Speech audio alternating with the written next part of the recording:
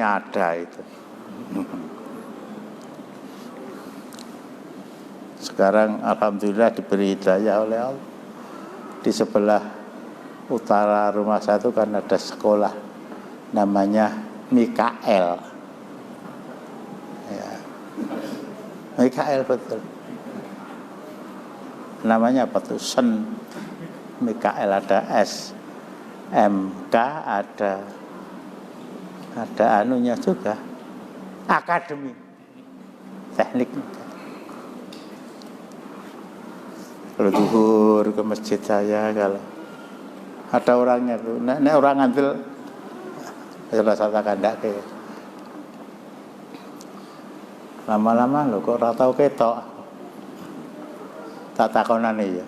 Kemana ke? Masa nyambut gandeng Mikael jenggote putih ngono. Kaeto. Betul ya, Ki ya? Hati nurani keislaman dia itu ya bukan hanya beliau yang kenal. Itu berontak. Masa inna sholati wa nusuki wa mahyaya wa mamati kurti joli gambare Bung Karno dan Bung Hatta jumlahnya 30, umpamanya itu 3 juta. Lah terus mangane piye ya metu tok. Bismillahirrahmanirrahim. Di antara mereka yang sadar demikian itu ya 1 di antara 1000. Widekno piye nyambut gawe kaya ngene wae angel kok.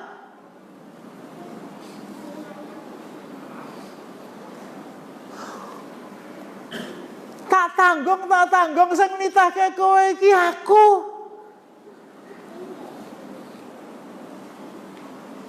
Ibarat orang punya hajat, kamu saya undang, ora sah nyumbang, saya akan menjamin segala kebutuhan kamu. Dan ini yang kita kejar. Wah, bapaknya begitu, anaknya begitu, ketemu karo wong tuh, Mang dongake anak kula daftar ke SMA, muga-muga ditampa nggih.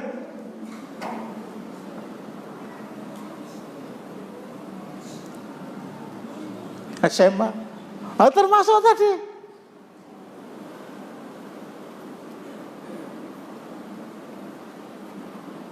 Mlebu SMK lulus iso gawe mobil. Ya. Lu mesen wis wong 5.000. Ya. Kur pesen tok. Ini sudah final, akhi. Yang belum final itu kehidupan setelah mati.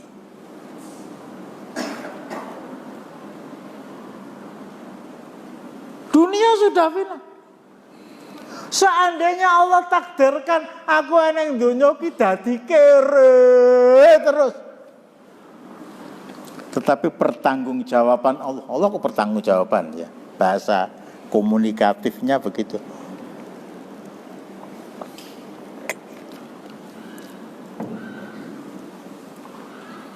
Allah akan memberikan makan kepada mereka 3 kali. Raketang paring-paring tuh diberi. Atau dia diam di rumah, tetangganya kasihan. Ini salah satu dari bentuk wa ma min dabbatin fil ardi illa 'alallahi rizquha. Dan itu yang kita kejar. Sementara sesuatu yang belum jelas,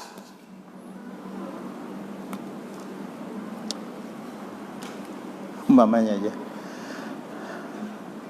eneng dunia aku iso goncengke Dzulkarnain, iso ngejak Gojek, iso nukokke apa sing dijaluk mercon apa tukoke lho nganak kok ya. Tapi apa di akhirat saya bisa tinggal bersama dia seperti ketika saya di dunia?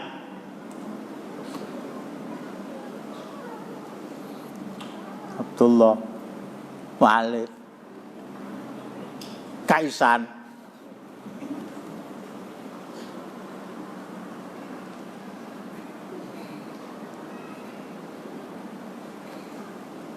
alam naj'allahu 'ainain wa lisanan wa syafatain wa hatainahun najdain. Dilanjutkan kan falaqtaha malaqat.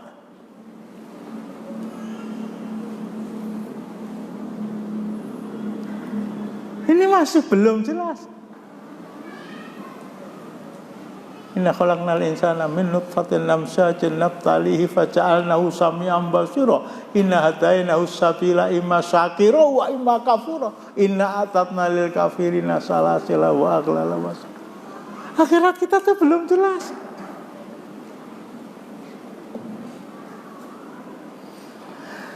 Karena belum jelasnya nilai akhirat, pernah saya sampaikan.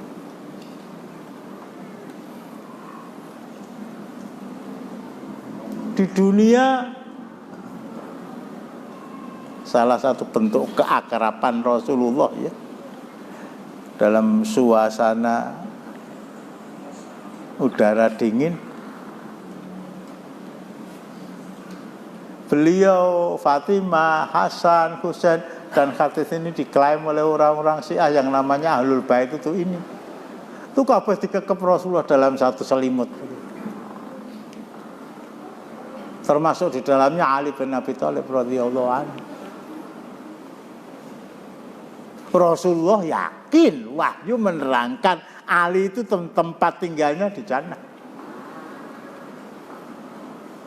Fatimah itu sayyidatu nisa'i ahli jannah. Pemimpinnya kaum wanita masuk jannah, itu Fatimah. Tapi kekhawatiran itu tetap mengiringi Rasulullah. Sehingga meskipun Ali bin Abi Thalib sudah disebut al-ashrah al-mubasysyaruna bil jannah, sudah digelari Saifullah, saya agak lupa ya, mudah-mudahan enggak tahu. 8 bulan lamanya setiap pagi setelah beliau qobliyah subuh di rumah tidak langsung masuk ke Raudhah, tapi keluar ngampiri Ali.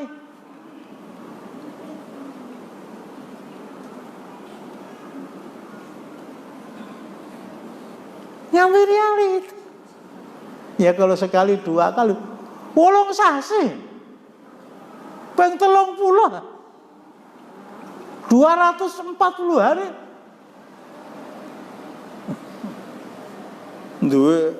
Belum punya istri ya? Sudah? Oh belum, sudah nyambung. Diampiri marang tuamu sesasi betetet ngono piye? Yo pindah medhe yo. Ini kekhawatiran Rasulullah itu sampai begitu. Tapi nggak ada cerita Mbok Ali digoleke gawean antara Ali dan Utsman ya. Kedua-duanya menantu Rasulullah, sementara istri putri beliau yang sulung, suami putri beliau yang sulung Zainab, namanya Abul As, itu memang masih tertinggal di Makkah, masih dalam keadaan kafir meskipun akhirnya nanti masuk Islam.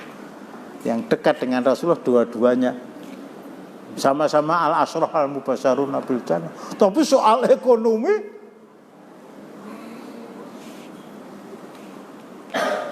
kata orang bainas sama wal ard. Utsman itu bahasa orang Jawa ciblon duit, sementara Ali itu pas-pasan. Mbok Ali digoleki gawean, enggak ada ceritanya itu. Itu sudah urusan Allah. Di antara bentuk kemiskinan yang tercatat di dalam sejarah, Ali bin Abi Thalib itu setiap ada panggilan jihad mesti berangkat. Sementara kalau dia pulang tidak pernah membawa pampasan perang ghanimah. Sehingga istrinya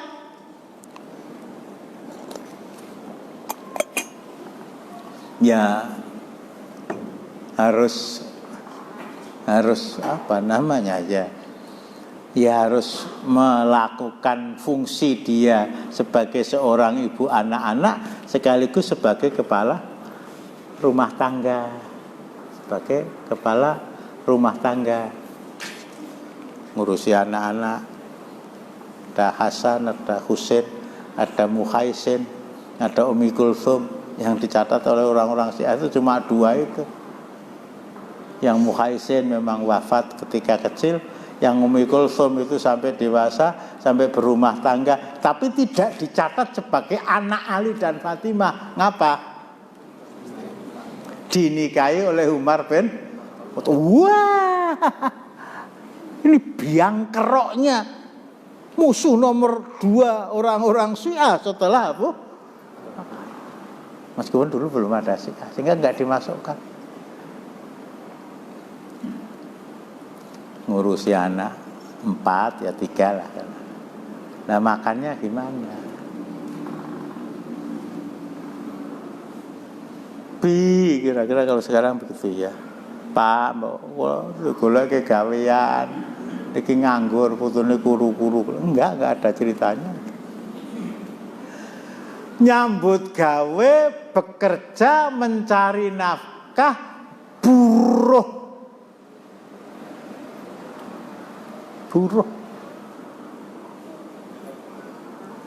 Itu kalau bahasa orang Jawa.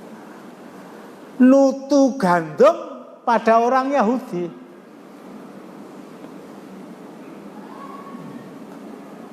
Gandum itu sudah ditutu ya. Jadi digiling itu.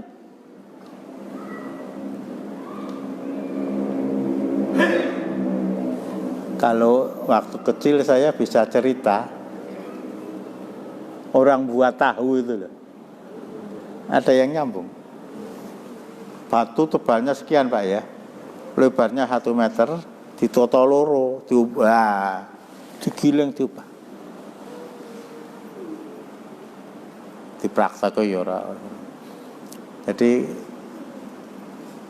kedelai yang sudah dikum itu dimasukkan ke batu bagian atas yang ada lubangnya, kemudian turun, digerakkan. Jadi Kartosuro itu ngene tahu ya. Jadi kalau Pak Guru melihat muridnya diulang angel, kok metu kono nyambut gawe giling tahu kono. Fatimah itu tidak giling tahu tapi giling gandum.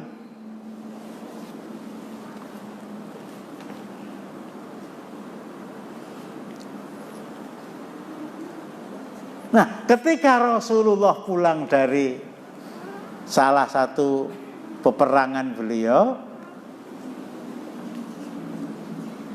dan beliau membawa ghanimah yang banyak, pampasan perang yang banyak, meskipun kata-kata ghanimah itu kurang pas diartikan dengan pampasan, dan termasuk membawa budak-budak yang bisa diambil untuk dimanfaatkan tenaganya oleh siapa yang membutuhkan. Itulah sebabnya Fatimah dengan Ali itu sowan Rasulullah, bahwa saya diberi 1 Rasulullah, bahwa saya diberi 1. Artinya apa? Kalau saya giling gandum dan anak-anak ada yang ngemong, saya bisa konsentrasi, penghasilan saya lebih banyak. Penghasilan saya lebih banyak. Kalau saya payah, genti aku tak ngurusi anak-anakku, budak itu yang menggantikan saya 2 kali lipat penghasilannya. Sekali lagi dalam suasana seperti itu, ketika Rasulullah membawa harta pampasan perang, ketika Rasulullah membawa budak-budak yang banyak, Fatimah itu tidak usul supaya pekerjaan ini bisa selesai. Buruh giling gandum dengan wong Yahudi, minta kepada Rasul diberi pekerjaan, enggak. Saya diberi 1 Rasulullah supaya bisa menopang pekerjaan saya. Apa kata beliau? Isbiri walakil jannah. Isbiri walakil jannah. wa anti sayyidatu nisa'i ahlil jannah. Bayangkan ya, melihat putri beliau, tangannya kasar. Isbiri, tetap bersabarlah, kamu akan mendapatkan jannah. Walakil jannah wa anti sayyidatu nisa'i ahlil jannah, dan kamu akan menjadi pemimpinnya kaum wanita masuk jannah. Akhwat, mudah-mudahan masuk jannah ya, istri-istri kita, anak-anak perempuan kita ya. Neng sing mimpin anake wong Islam mlebu jannah itu seorang wanita yang ketika hidup kerjanya ngiling gandum. Jadi masalah dunia sama sekali tidak ya dalam arti terbatas dalam uraian ya. Nggak pernah diungkit-ungkit oleh Rasulullah tuh, nggak pernah. Gue nyambut gawemu apa enggak? Ya coba kita cari ya. Abdullah bin Umi Maktum yang buta itu kerjanya apa? Enggak disebutkan. Bilal dulu jadi budak, dimerdekakan oleh Abu Bakar As-Siddiq bin Abi Quhafah radhiyallahu anhu. Kerjanya apa? Ini sudah final, persoalannya sudah final. Yang belum final itu kehidupan setelah mati. Kekhawatiran Rasulullah, yo nek eneng akhirat ki papan panggonaku padha karo papan panggonane mantuku jenenge Ali, padha karo papan panggonane anakku sing jenenge Fatimah. Lah kalau enggak?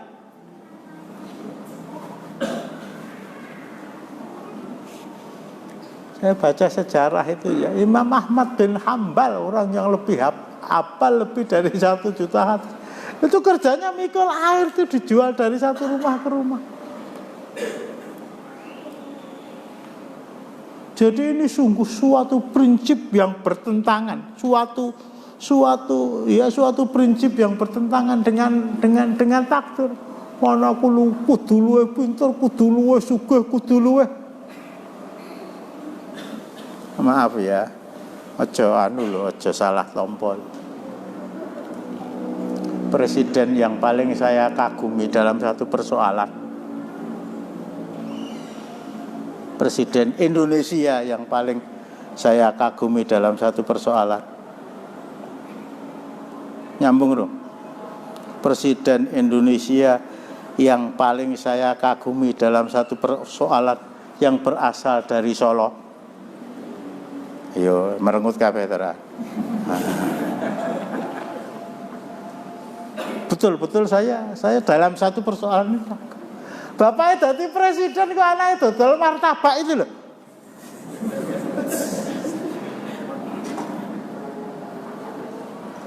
Bapak akhirnya Bengawan Solo ke laut itu masalah lain kan.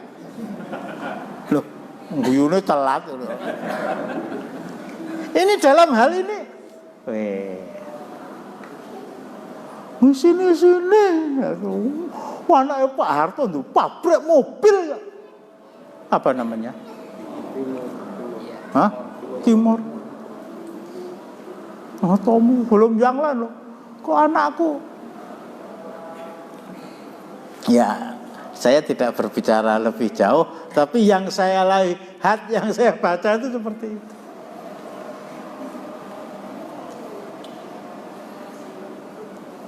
Rezeki itu ada 2 dalam Islam.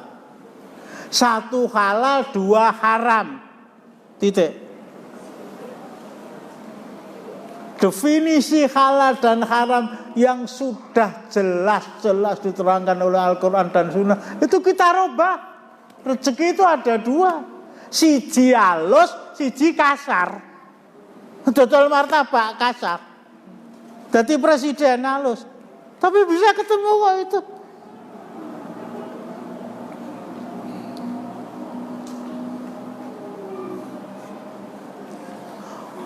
Punya anak kuliah di UNS apa di UMS apa di... Itu yang terdetek di dalam benak itu mesti Kowe lulus mesti nganggo dasi. Artinya menjadi pegawai negeri. Kalau bukan pegawai negeri, BUMN. Kalau bukan BUMN, ya sebuah perusahaan yang karyawannya 1.000 orang dan sekarang dirumahkan semua.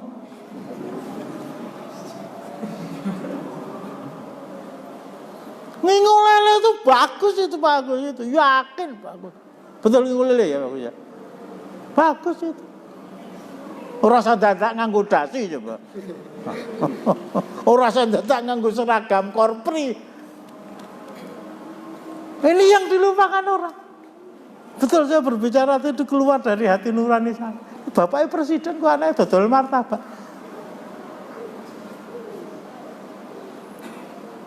Rezeki itu 2, halal haram. Kita yang satu halus, yang satu kasar. Bicara saja buat gawe. Daripada melakukan pekerjaan yang kasar. Untuk itu seorang bapak yang muslim, seorang bapak yang sehari ke masjid 5 kali masih mempunyai prinsip seperti itu. Anak saya harus lebih kaya dari saya, rumahnya harus lebih baik, kendalanya lebih.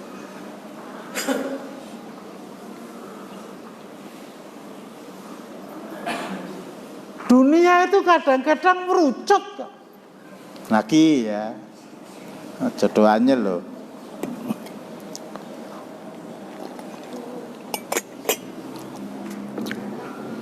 Di tahun-tahun saya agak lupa ya. Tapi yang jelas sebelum perang, tahun-tahun 30-an itu sudah menyandang gelar insinyur dari ITB. Bedain coba yuk. Soekarno. Insinyur, betul itu, insinyurnya bukan dari ITB itu. Sebelum perang.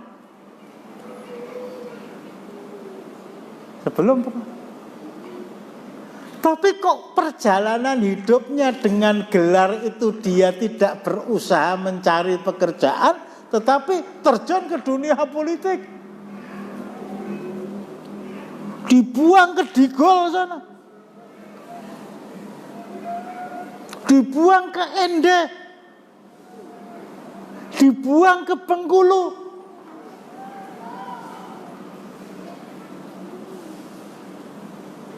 tetap istiqomah. Bahwa akhirnya memang harus lengser dengan cara yang mungkin kurang terhormat, tetapi dari pemahaman beliau kepada Islam banyak yang saya hormati. Saya pernah ceritakan ya, ketika dibuang ke NTT. Bayangkan naik pesawat aja sudah lebih dari 1 jam, dulu pakai kapal.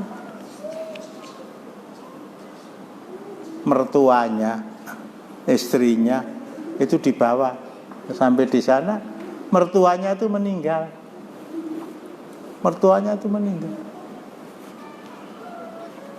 Dimandikan, dikafankan, disolatkan, dan dikuburkan. Komunitas Muslim di Ende itu ya, ada yang dari Makassar, ada yang dari Kalimantan, yang banyak orang Makassar. Ini terus acara 3 harinya gimana, Bung? Acara 7 harinya gimana, Bung? Saya lebih suka mengikuti ajaran Ustadz Hasan Bangil yang mengatakan 3 dino 7 dino itu bid'ah. Ini pendatang baru. Tinggal di sebuah komunitas, di sana ada orang Islam masih akrab dengan tahlilan. Tapi jawabannya seperti itu. Wong PDI rambut kaya ngono lho. Saya tidak percaya bahwa Ghulam Ahmad itu nabi. yang terakhir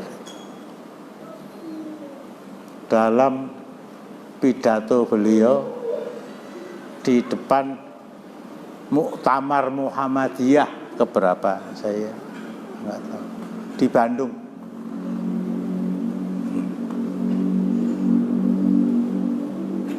Saya amanatkan kepadanya, saya lupa ya.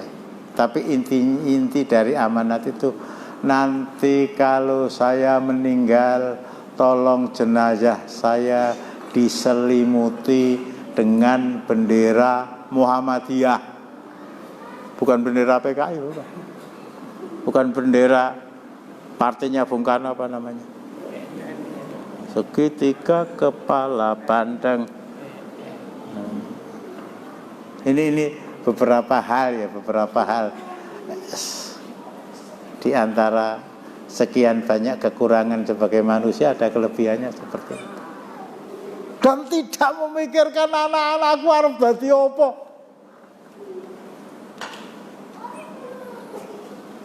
Itu Bung Karno. Tapi nek mulih ning cedak Masjid Nikmah aja terus mandeg delok ngene aja.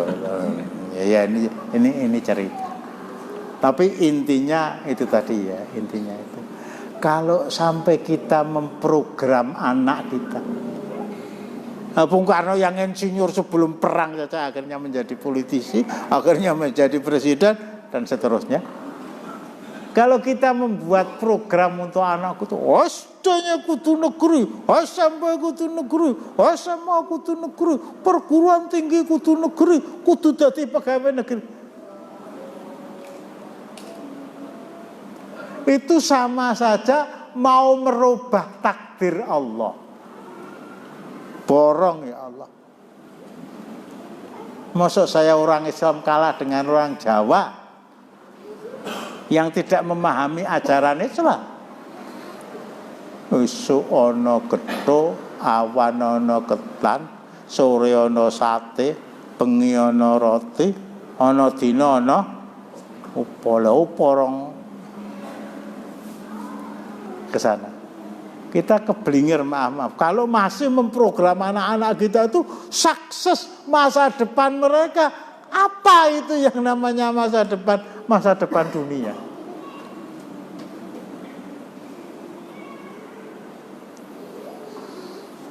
Sampai di sini mungkin ada yang tolong dibantah. Kok ngomong kayak gitu ya? Silakan dibantah. Monggo. Ini lagi nanya 1000 tahun.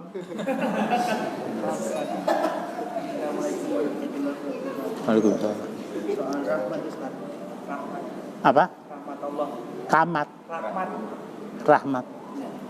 Pada zaman Bani Israel ada seorang kakak adik itu, seorang kakaknya itu sangat muslim sekali, taat sekali. Adiknya itu tidak taat, akhirnya membangkang. Pada suatu ketika kakaknya itu saking jengkelnya kepada adiknya itu mendalih takdir Allah bahwa adiknya itu masuk ke dalam neraka.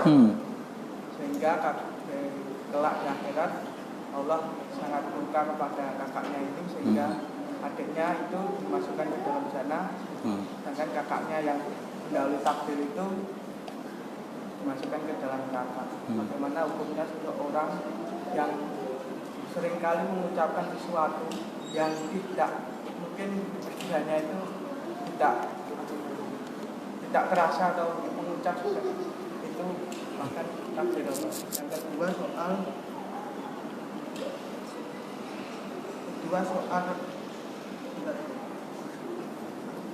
satu dulu. Ya wes. Satu tok ya. Bayar separuh. Fir'aun laknatullah. Silakan ya. Azar, siapa Azar itu? Bapaknya Ibrahim laknatullah. Nah, silakan, mereka sudah. Karel Marx laknatullah. Tapi gitu ya. Tidak diperbolehkan kita mengatakan Zubaidi. Siapa Zubaidi itu? Zubaidan itu, Yubaidan. Laknatullah nanti. Hari ini dia Kristen. Nah, siapa tahu? Ini yang lebih real daripada kisah Bani Israel tadi. Kita tidak bisa mengetahui ya, saya ambil contoh ya, di zaman Rasulullah, anak dan menantunya, anaknya namanya Romlah, suaminya namanya Ubaidullah. Kedua-duanya sudah masuk Islam ketika mayoritas penduduk Makkah itu masih kafir. Bahkan kedua-duanya ikut hijrah ke Habasyah. Sementara bapaknya yang namanya Abu Sufyan itu laki-laki nomor 1 yang memusuhi Islam bersama dengan Abu Lahab, Abu Jahal, Umayyah bin Khalaf dan lain-lain. Menantunya itu sudah hijrah, meninggalkan Makkah, meninggalkan Jazirah Arab, kalau peta geologisnya meninggalkan Asia, nyebrang ke benua Eropa, ke benua Afrika, dalam rangka menyelamatkan bapaknya memusuhi Islam. Tadi ada kemiripannya ya. Justru yang namanya Ubaidullah, orang Indonesia sulit menyebut Ubaidullah, Ubaidillah. Di sana menjadi Kristen dan meninggal su'ul khotimah bapaknya dalam perjalanannya. Tahun ke-5 Hijriah, tahun ke-5 kenabian masih kafir, ke-6 masih kafir, ke-13 kenabian Rasulullah hijrah ke Madinah masih kafir, tahun ke-2 Hijriah sudah pernah dihadang oleh tentara Islam ketika dia membawa dagangan dari Syam ke Makkah. Tahun 3 Hijriah memimpin perang Uhud.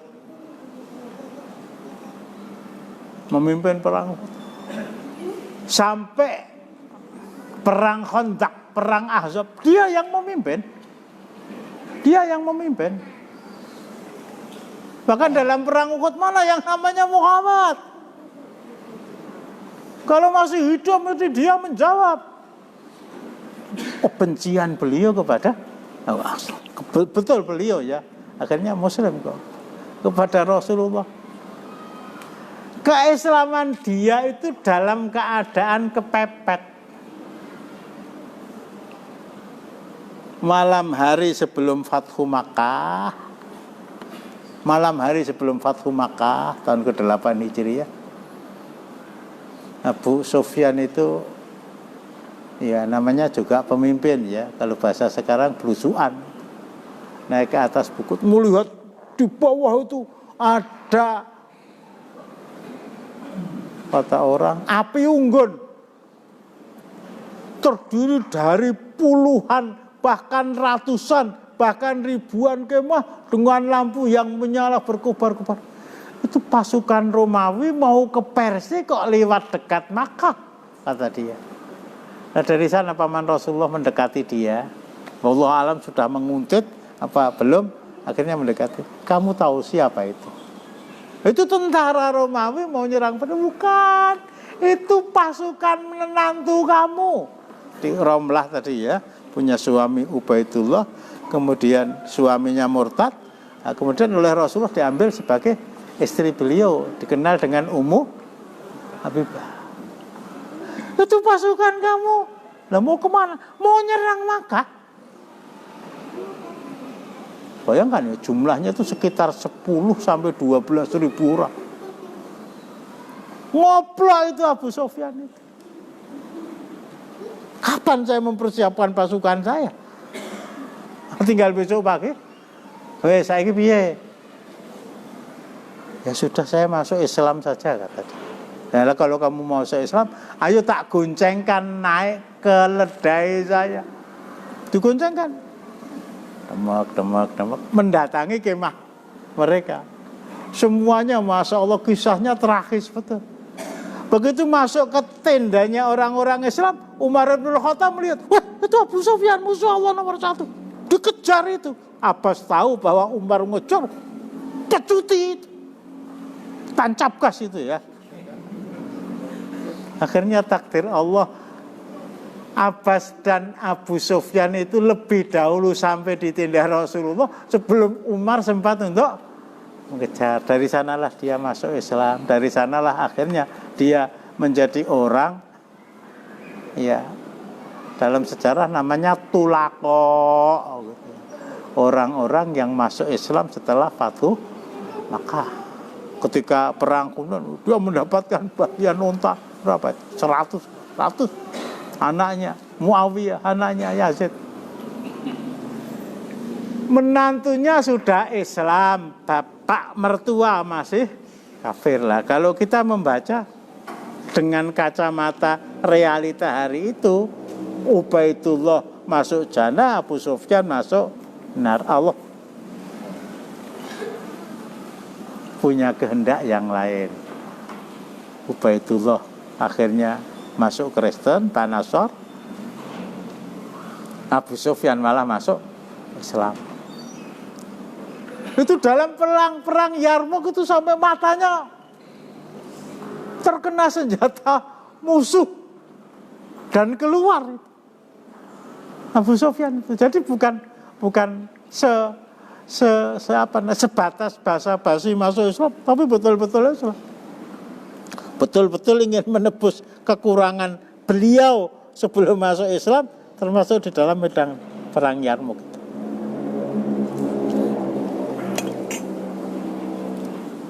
Yang lain.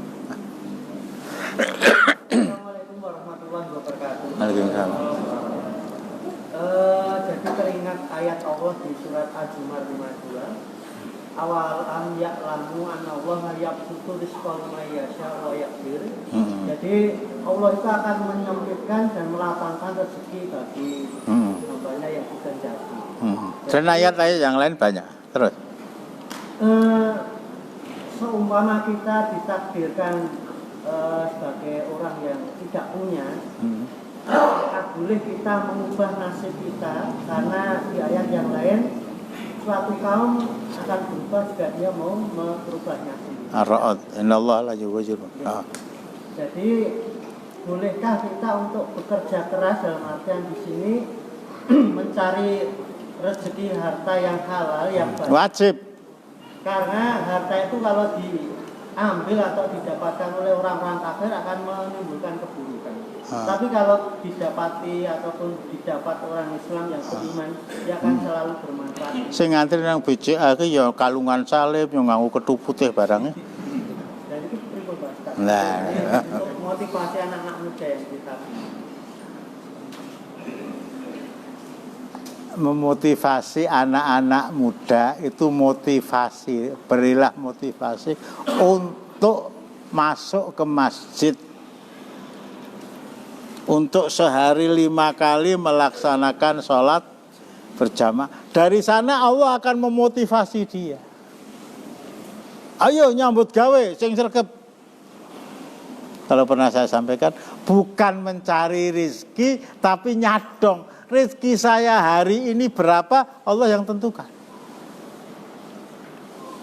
Bahwa akhirnya berangkat pagi, ya, pulang, bawa rezeki 100.000, 200.000, memang jatahnya itu. Alhamdulillah. Bahwa akhirnya berangkat lebih pagi, pulangnya lebih sore, mulai belum, ya alhamdulillah, memang hari ini tidak ada takdir. Tak nyolong, nggak ada. Nyambut gawe rada itu nyuredit yang bank. Semuanya ke sana. Jadi kalau saya bangetkan ya, umpama seseorang itu berada di dalam rumah, omahe dikunci awet esuk tekan sore lah gitu ya. Wes madang turu. Aja entek ta. Ora nyambut gawe. Tetangganya itu kok kita nyang masjid anggere zuhur, asar, maghrib, isya, subuh. Tapi kok enggak nyambut gawe lah. Kerjanya apa ya? Kerjanya baca Quran, kerjanya lah ngapa? Lah rezeki di sana kok. Itu Allah Subhanahu wa taala akan berikan aku. Ning aja dicoba ora keneng kuwi. Nyambung ya. Jadi seandainya yakin betul rezeki itu sudah disediakan oleh Allah. Nanti ada tetangganya yang datang. Niki enten saya malah dengarkan di radio ada seorang perawat yang terkena COVID tinggal di rumah, rumahnya ditutup di perumahan, jadi antara tetangga satu dengan yang lain itu kurang akrab begitu ya. Tapi dia lapor kepada RT bahwa saya tadi iso mangan tadi. Nah oleh RT diberitakan itu pagi hari gitu ya, ada orang SMS apa nelpon itu di depan ada sesuatu tolong diambil. Monggo yo ora njaluk itu. Pengen nyoba? Ya aja lah. Saya jadi bahasa manusia Allah itu isin banget. Aku wani nitake menungso kok nganti ana sing keluwen. Sampai ada yang enggak bisa makan. Nah, kaitannya apa? Saya perintahkan agar bumi ini dikelola dengan syariat Islam. Ora eneng wong keluhan ra eneng. Kok sampai ada orang yang kelaparan sampai. Masalahnya satu, yang dipergunakan bukan syariat Islam, sistem kapitalis, sistem komunis, sistem orang-orang iblis yang semuanya bertolak belakang dengan syariat. Hasilnya coba nanti kita singgung ya sedikit. Ya Allah, masih tengah walu. Kata-kata Dr. Yusuf Al-Qaradawi, saya masih ingat betul. Di dunia itu ada dua jenis manusia. Yang satu sakit karena terlalu banyak makan.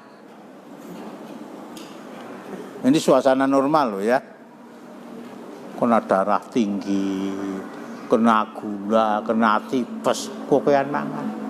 Yang satu orang sakit karena terlalu banyak makan, yang satu orang sakit karena kurang makan. Sehari cuma sekali, 2 hari cuma sekali. Sama-sama sakit. Islam memerintahkan kedua kelompok ini kerjasama. Nyo jatahku sing marake aku loro tampanen. Saya jadi sehat karena saya sakit itu terlalu banyak waras. Yang miskin nyo dikei tak tompo aku loro soalnya kurang mangan, bareng mangane cukup waras. Dunya ora eneng wong loro. Itu teori dia begitu. Dunya ora eneng wong loro. Rumah sakit tutup semua. Lha ora eneng pasien. Untuk pengaplikasian teori ini memang satu-satunya cara yang bisa diterapkan melaksanakan syariat Islam. Demikian ya, ya. Cukup. Sudah jam 7:30 kurang 10. Sekali lagi, dunia anak-anak kita itu sudah final. Sudah final. Justru yang sudah final itu justru yang kita ngerak ngongso kepada Allah Subhanahu wa taala agar anak-anak kita menjadi orang seperti yang kita inginkan. Sementara akhirat ya ke sana lah ya. Jadi yang ikut taklim di sini mamanya itu 30 tahun ke atas, 40 tahun ke atas, 10 tahun ke bawah. Nah, coba mana anak-anak muda kita itu.